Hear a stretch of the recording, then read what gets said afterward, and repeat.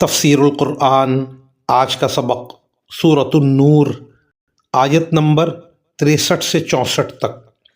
اعوذ باللہ من الشیطان الرجیم، بسم اللہ الرحمن الرحیم۔ لا تجعلوا دعاء الرسول بینکم کدعاء بعضکم بعضا قد يعلم الله الذين يتسللون منكم لواذا فليحذر الذين يخالفون عن أمره أن تصيبهم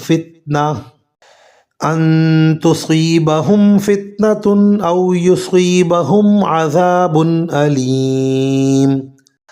الا ان للہ ما فی السماوات والارض قد يعلم ما انتم علیہ ویوم یرجعون الیہ فینبئهم بما عملوا واللہ بکل شیء علیم۔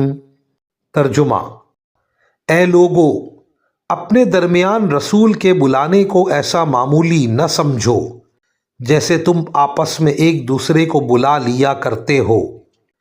اللہ تم میں سے ان لوگوں کو خوب جانتا ہے جو ایک دوسرے کی آڑ لے کر چپکے سے کھسک جاتے ہیں، لہٰذا جو لوگ اس کے حکم کی خلاف ورزی کرتے ہیں ان کو اس بات سے ڈرنا چاہیے کہ کہیں ان پر کوئی آفت نہ آ پڑے یا انہیں کوئی دردناک عذاب نہ آ پکڑے۔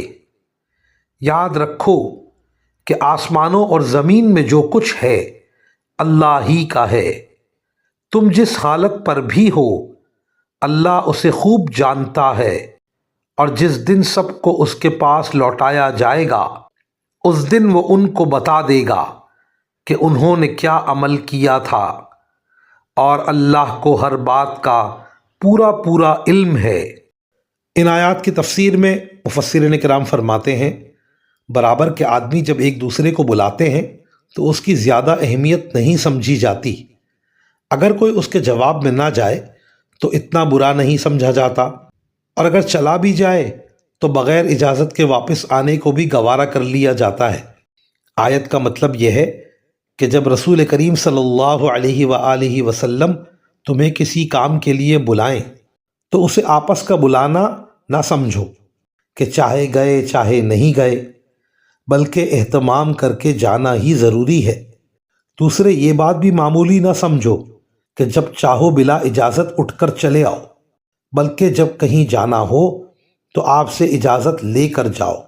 اسی آیت کی ایک اور تفسیر یہ بھی ممکن ہے کہ جب تم حضور اقدس صلی اللہ علیہ وسلم کو مخاطب کرو تو اس طرح نہ کرو جیسے ایک دوسرے کو نام لے کر مخاطب کرتے ہو، لہٰذا یا محمد کہہ کر نہ بلاؤ، بلکہ آپ کو تعظیم کے ساتھ یا رسول اللہ کہہ کر مخاطب کرو۔ وآخر دعوانا ان الحمد للہ رب العالمین۔